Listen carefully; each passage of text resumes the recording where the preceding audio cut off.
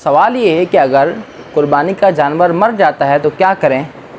تو یاد رکھیں کہ قربانی کا جانور اگر مر جاتا ہے تو غنی شخص پر لازم ہے کہ وہ دوسرا جانور لائے اور فقیر پر لازم نہیں۔ اب فقیر اور غنی کون ہوتا ہے؟ تو یاد رکھیں کہ جس کے پاس 7.5 تولہ سونا یا 52.5 تولہ چاندی یا اس کی رقم موجود ہے تو وہ غنی شخص ہے۔ فی زمانہ آسان الفاظ میں اگر کسی کے پاس 1,83,750 روپے رکھے ہیں تو ایسے شخص پر دوسرا جانور لانا لازم ہے، اور اگر کسی کے پاس یہ رقم نہیں ہے تو چونکہ وہ فقیر ہے اور فقیر پر دوسرا جانور لانا لازم نہیں۔ اب سوال یہ ہے کہ قربانی کا جانور لایا، وہ گم ہو گیا، اور پھر وہ دوسرا جانور بھی لے آیا،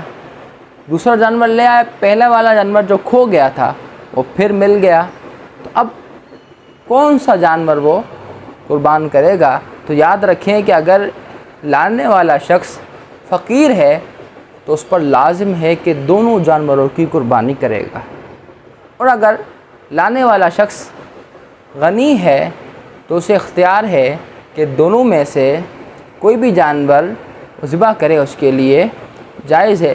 پہلا ذبح کرے تو بھی ٹھیک ہے، دوسرا کرے تو بھی ٹھیک ہے، مگر یہ بات یاد رکھیں کہ اگر وہ دوسرا جانور قربان کرتا ہے تو یہ ضروری ہے کہ وہ قیمت میں پہلے والے سے کم نہ ہو۔ مثلا پہلے جانور لیا تھا 2.5 لاکھ کا، دوسرا جانور 2 لاکھ کا لیا، اب درمیان میں جو 50,000 کا ڈفرینس آیا ہے تو اس پر لازمی ہے کہ وہ اللہ کی راہ میں صدقہ کرے گا۔